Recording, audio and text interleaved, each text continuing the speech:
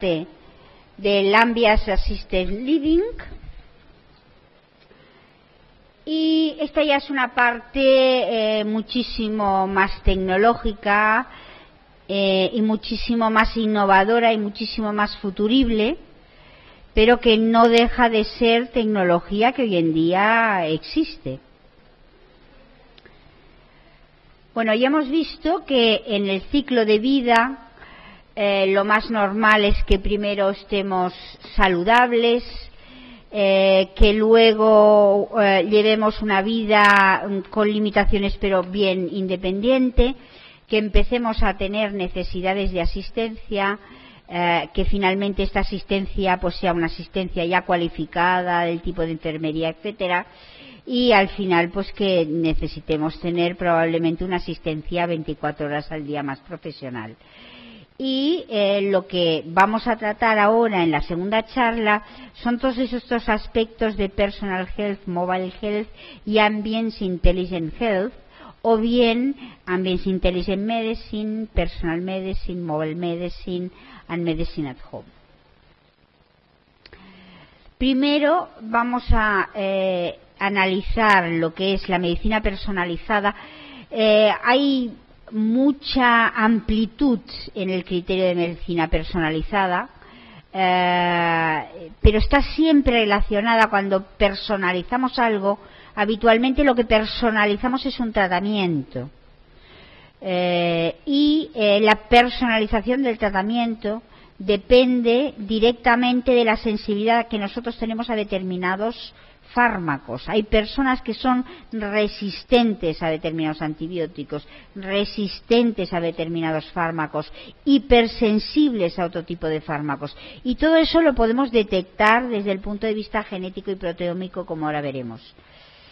Y además tenemos que detectar ahora estamos hablando fundamentalmente de la investigación, de la I+D.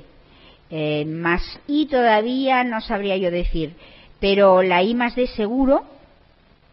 Para poderlo aplicar tenemos que ver visualmente cuál es esta interacción entre el tratamiento y la proteína. Ustedes vieron en el grupo, en el día de los sensores, cómo nosotros exponíamos la parte prostética del sensor hacia afuera. Ustedes me dirán, oiga, ¿y cómo lo veo? Pues es que se ve con una serie de tecnologías que son absolutamente necesarias. Una vez ya visto una vez, ya sabemos que eso ocurre y no hay necesidad de verlo todos los días, pero quiero decir, investigamos sabiendo cómo tenemos que exponer esta parte prostética, cubrir esta parte prostética en los sensores, exponer una parte de lo que sea, de una bacteria o lo que sea, para que sea más fácilmente atacada por un fármaco, exponer la parte más activa del fármaco para que ataque más directamente a la bacteria, ¿no? Todo esto es la manipulación tridimensional proteica, que es fundamental.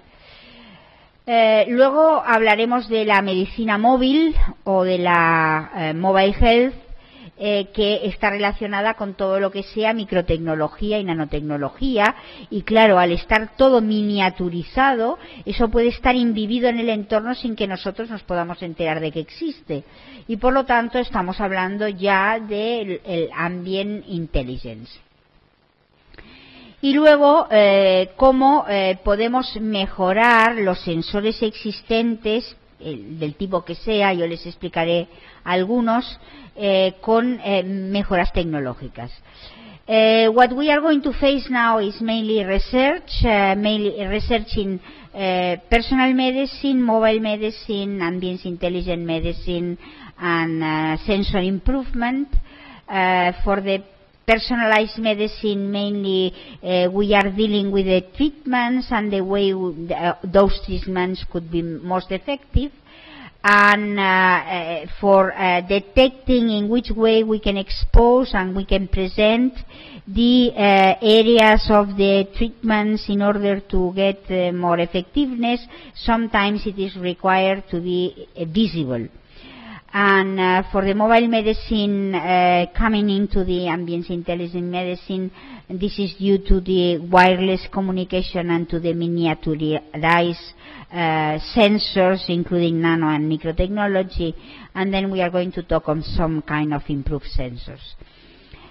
Vamos a hablar primero de la medicina personalizada. La medicina personalizada, les vuelvo a repetir, puede incluirse lo que vieron el otro día, que es que nosotros nos personalizamos el tratamiento de la insulina a algo mucho más sofisticado. O sea, lo que vieron es, vamos a llamarle muy light, y lo que vamos a ver ahora es algo tremendamente sofisticado. Para personalizar la medicina es que tenemos que detectar qué fármaco y en qué posición tridimensional este fármaco es activo para que altere, modifique o trate determinadas cuestiones. Ustedes todos conocen lo que es la Wikipedia. La detección de proteínas y su relación con el tratamiento es tan extensa que ahora mismo se ha hecho una proteinpedia, de tal manera que todo aquel que detecta una proteína visiblemente, no que la detecta químicamente, que también podrán haber alguien que la detecta químicamente, pero habitualmente son proteínas que ya se conocen. Lo que pasa es que hay tecnologías que permiten detectarla. Todo aquel que la detecta va al diccionario de la proteinpedia y la publica, la publicita para que todo el mundo tenga información. De esa manera pues ya no tenemos que repetir los experimentos y inmediatamente sobre ello vamos mejorando la tecnología para hacer la medicina personalizada. Aquí ven, por ejemplo, pues que la señora, esto es virtual, es un ejemplo que pone en la web de la proteinpedia, la señora Martita Catalo de Finlandia, que es un estudiante con este mail, ha descubierto esa proteína y la ha detectado en esta disposición, etcétera. Aquí quiero hacerles referencia a algo que van a ver los días siguientes, que es que en todos los biobancos las imágenes son trascendentales, y cuando la gente habla de biobancos no habla de imágenes. Habla de biobancos de gestión de muestras, pero no habla para nada de imágenes. Y eso pues es un error craso, porque la mayoría de los biobancos van asociados a detección de proteínas, de genoma, etcétera, de forma visual. Por lo tanto, dentro de los biobancos tenemos que gestionar biobancos de imágenes, y ahora verán que son extraordinariamente importantes. Por ejemplo, forma parte del biobanco de imagen pues este oncogen, que solo se manifiesta y se detecta en tejidos malignos, mientras que en los tejidos sanos no se manifiesta. No quiere decir que no exista como gen, sino que no se manifiesta ni se detecta en los tejidos que son sanos, y en cambio se detecta en los tejidos patológicos, ¿no? Y bueno, y tiene una estructura tridimensional que ahora verán. Esto es un esquema, esto es un dibujito, pero esta estructura tridimensional puede visualizarse también con técnicas especiales. Tanto es así que hay el proyecto del citoma humano, que es, ya no estamos hablando de la genética, ya no estamos hablando de los genes, sino que estamos hablando de las expresiones de los genes de las proteínas y de cuál es la estructura tridimensional de estas proteínas, y vuelvo a decirles cómo se exponen los grupos importantes de estas proteínas para que puedan ser atacadas, no puedan ser atacadas, puedan ser activas, no puedan ser activas, y lo mismo para las drogas o los tratamientos que son efectivos delante de determinadas proteínas, ¿no? Para esto, para poder ver las proteínas y su estructura tridimensional, evidentemente necesitamos técnicas de superresolución, que uno cuando habla de superresolución siempre piensa en la microscopía electrónica, pero yo creo que la microscopía electrónica ya es del siglo pasado, está totalmente obsoleta, porque hoy en día tenemos técnicas de microscopía óptica funcional y microscopía óptica tridimensional que tienen mayor resolución que la microscopía electrónica.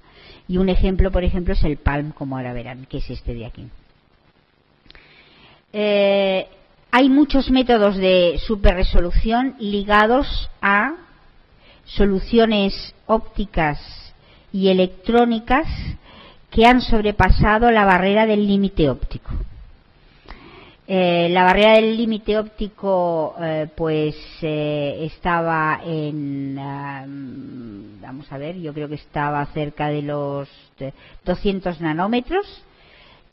Ahora mismo el límite óptico puede ser inferior a los 10 nanómetros. ¿Y con qué técnicas? Pues con técnicas de microscopía óptica. Lo que pasa es que microscopía óptica muy sofisticada.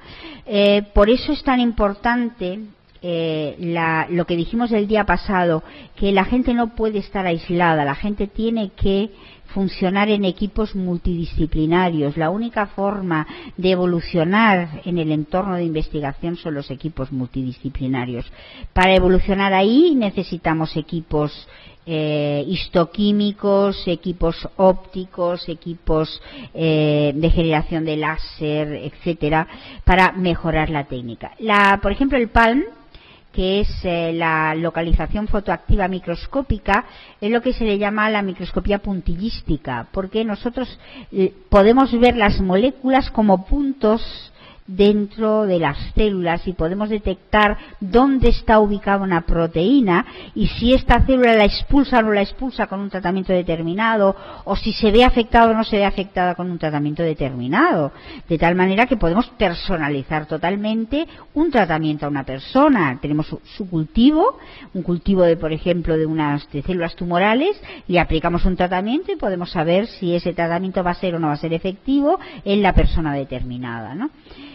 Luego tenemos técnicas tridimensionales superficiales como estas que ven aquí, el STET, la emisión de deplección y estimulación, la iluminación estructurada con una fluorescencia de campo ancho que da una reconstrucción tridimensional de las moléculas, el STORM, que es un microscopio de reconstrucción óptica estocástica que da esta imagen que veis aquí.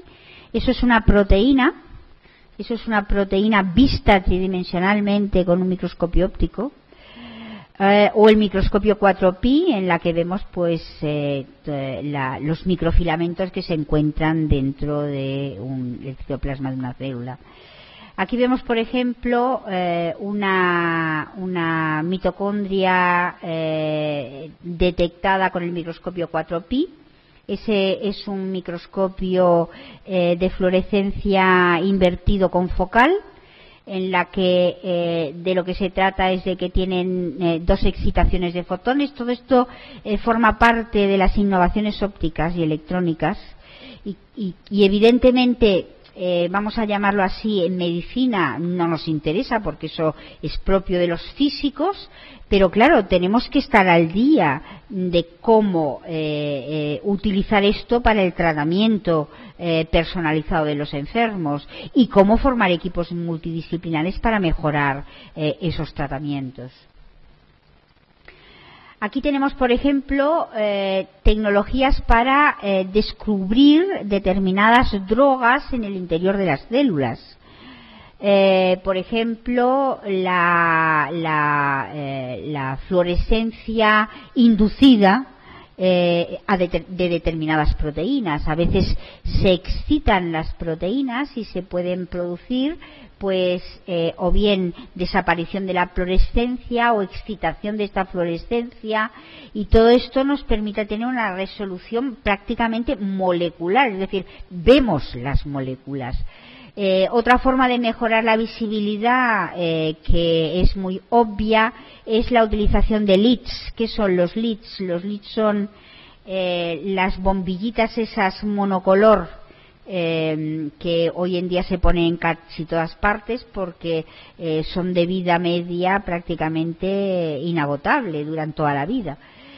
Los LEDs tienen una luz monocroma pura, no calientan la muestra, son muy estables, y hay LEDs hoy en día, aunque los LEDs habitualmente son de color, hoy en día hay LEDs de combinación de colores. Ustedes saben que la luz visible es una combinación de todos los colores del espectro, y hoy en día hay LEDs de luz visible, hay LEDs de luz ultravioleta y hay LEDs de luz infrarroja. Luego también la utilización de fibras de cristal fotónico, es decir, fibras de cristal que se activan ante la acción de fotones únicos, por ejemplo. Y la excitación de multifotones en espacio muy corto de tiempo, de cerca de 5 femtosegundos. Observen la óptica, vuelvo a repetir, son microscopios, ya nada de microscopía electrónica.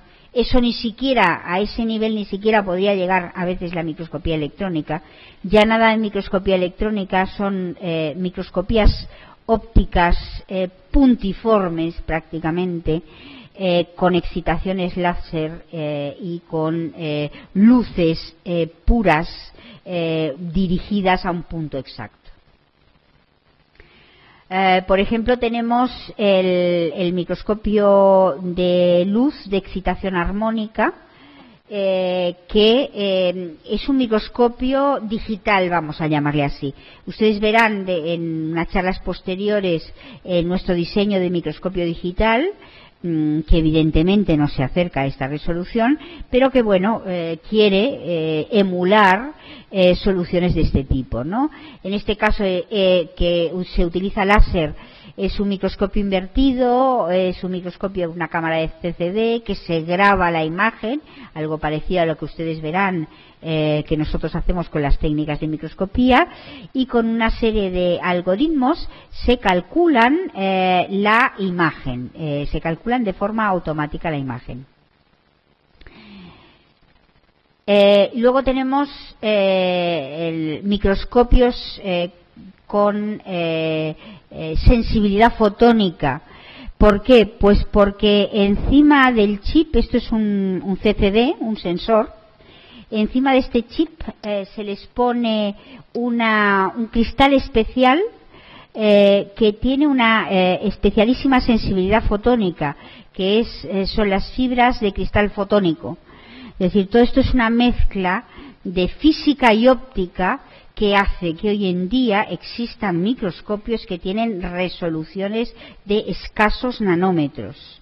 Es decir, que tenemos resoluciones casi por encima de las resoluciones de la microscopía electrónica. Evidentemente eso no lo encuentran en el laboratorio de anatomía patológica. Es decir, son centros tremendamente avanzados en todo lo que es la detección y el diseño instrumental, pero existen y esperemos que poco a poco vayan extendiéndose dentro de las aplicaciones médicas. Esto es lo que hace referencia a la medicina personalizada o a la salud personalizada, en la que detectamos las moléculas, qué hacen las moléculas, qué forma tridimensional tienen, cómo modificarla para que se puedan atacar más o menos. Y luego tenemos el otro entorno, que es el entorno del mobile health. En el entorno del mobile health, para que las cosas sean movibles, tienen que ser de comunicación inalámbrica y tienen que ser miniaturizadas al máximo. Ya ustedes han tenido aquí en el curso hace muchos años, pues yo creo que hace a lo mejor casi 10 años, que tuvieron la primera píldora endoscópica, que vino aquí la persona enseñándonos la píldora y cómo se traga la píldora. La píldora se traga y tiene una cámara miniaturizada con un chip CCD en la punta, y a medida que pasa por todo el tránsito gastrointestinal va emitiendo al receptor que tienen aquí, que va grabando la película de lo que ve la pildorita, y luego esa película se coge, se le hace una manipulación para sacar todos los artefactos, ruidos, etcétera, y se puede ver una endoscopia sin que haya sido en absoluto lesiva o haya sido pues agresiva, porque claro, meter un endoscopio por la boca o por el ano pues no resulta siempre muy agradable. Vuelvo a repetir que todos los sistemas sensoriales se mejoran gracias a la miniaturización de todos los sensores. Esto es un sensor de glucosa miniaturizado en un reloj. Esto es un laboratorio que hace un montón de análisis miniaturizado en un chip. Y todo esto puesto en el entorno crea lo que denominamos el Ambience Intelligent Medicine, es decir, pues nosotros vamos a llamar así, por la mañana ponemos la mano en el espejo, tenemos un labor chip y por el sudor nos determina la glicemia, la dieta que tenemos que tener, la no sé cuánto, la no sé qué, todo, ¿no? O, por ejemplo, el clásico váter inteligente, ¿no? Que pues uno va al váter y solamente por lo que defeca o por lo que orina, el váter con un chip de laboratorio detecta cualquier cosa, detecta sangre en las heces, detecta el tipo de dieta que hemos comido, etcétera, etcétera. Eso formaría parte de lo que sería la inteligencia ambiental, que nosotros no la detectamos, que es pervasiva y que nos controla, mejora nuestra salud, y si ha de incluirse un tratamiento, pues un tratamiento. Luego también tenemos la mejora de los sensores, no solamente los sensores químicos, que son los que hemos visto antes, sino los sensores visuales. El clásico sensor visual que todo el mundo conoce es el chip CCD. Ese chip CCD hoy en día está muy mejorado con el CMOS, mejorado en un aspecto y no en otro, ahora veremos. Porque ven ustedes que las celdas del chip CCD, los píxeles, las celdillas capacitoras de sensibilidad lumínica del chip CCD se encuentran dispuestas de forma lineal, sacan toda esta información y una vez la han sacado toda, hay un amplificador a la salida. En cambio, en el caso del CMOS, el amplificador está en cada uno de los píxeles, de tal manera que uno amplifica la señal del píxel de forma individual. Eso tiene como inconveniente que genera más ruido, claro, genera muchísimo más ruido.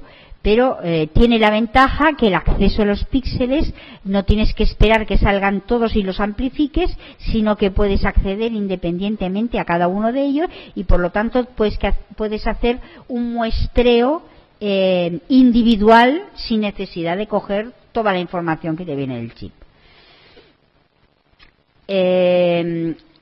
Hay también, y no puedo explicarles más porque tampoco yo no sé demasiada información, los chips que han visto antes son chips lineales, aunque el CMOS tiene acceso aleatorio, pero en cualquier caso los píxeles van puestos en forma lineal. Los sensores de visión artificial antropomórfica están diseñados en forma circular, igual que está diseñada la retina, teniendo el punto central en la fóvea de la retina, que es el punto ciego. Si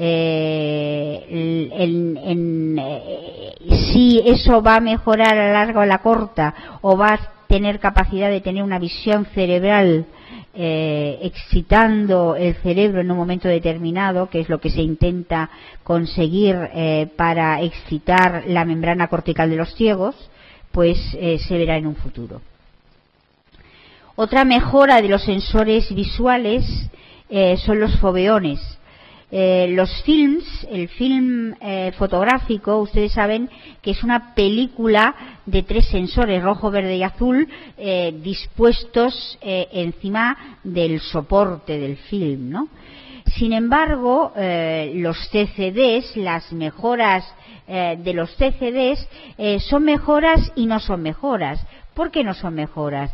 Pues porque los CCDs, o en este caso que hemos explicado los CMOS, los píxeles que forman los CMOS no son sensibles a toda la luz, no son sensibles al rojo, verde y azul, sino que cada punto es sensible a un color determinado. Hay un sobremuestreo del verde, porque el verde es el que da la visión en blanco y negro y es el que da la morfología fundamentalmente, pero luego hay un muestreo independiente de rojo y de azul. Eso hace que la sensibilidad o la resolución de este chip no sea muy buena, porque la resolución, el detalle lo vemos fundamentalmente con los píxeles verdes, y los píxeles verdes no forman toda la rejilla. ¿Cómo se puede solucionar esto? Pues esto se puede solucionar con los foveones. ¿Y qué han conseguido en los chip foveón? El chip foveón es un CCD en la que cada uno de los píxeles es sensible a los 3 colores. ¿Y por qué es sensible a los 3 colores? Porque han puesto una triple película encima del chip CCD que hace de 3 colores, de tal manera que es un poco similar a la imagen analógica que nosotros obteníamos con el film normal analógico, y eso mejora mucho la visión del color y la calidad de la imagen. ¿Qué más cosas podemos mejorar? Hemos visto hasta ahora aspectos, vamos a llamarle así, microscópicos, pero también desde el punto de vista macroscópico tenemos mejoras en los sensores que pueden servir para técnicas quirúrgicas. Por ejemplo, aquí tenemos una técnica quirúrgica en la que lo que se realiza es una detección de la fluorescencia de los tejidos, y ven que en la zona donde hay una patología hay una pérdida de la fluorescencia, de tal manera que nosotros podemos detectar exactamente hasta dónde debemos cortar. Eso era un caso de endometriosis abdominal. ¿Cuándo cortamos? ¿Cortamos mucho? ¿Cortamos poco? Bueno, pues simplemente excitando la fluorescencia, la autofluorescencia del tejido, podemos determinar exactamente cuál es el límite de dónde tenemos que cortar, con lo cual pues nos mejora mucho las técnicas. Hay técnicas también de microscopía cercana al infrarrojo, que ya estamos en visiones macroscópicas, no en visiones proteómicas, sino en visiones macroscópicas.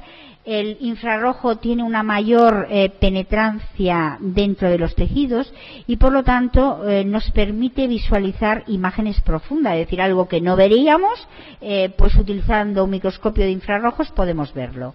Entonces se cree que esa técnica va a ser de una gran utilidad para utilizarse conjuntamente con tecnologías endoscópicas, de tal manera que ahora mismo la endoscopia solo ve la superficie, es decir, se pone un tubo con una luz para ver todo lo que está en el intestino, pero en plan superficial, o para ver lo que hay en el abdomen, pero en plan superficial, y con la técnica de la microscopía cercana al infrarrojo podemos ver estructuras profundas. Luego tenemos la micro-CT, la microtomografía computarizada. Eso en realidad es también tendrá una charla específica sobre tecnologías radiológicas microscópicas, porque ya ahora la radiología y la microscopía ya no tiene límite. Hay técnicas radiológicas que nos permiten ver imágenes microscópicas. En la micro-CT, este es un aparato de micro-CT, se pone la muestra en su interior y nosotros podemos ver toda la estructura interna de esa muestra simplemente de forma radiológica, ¿no?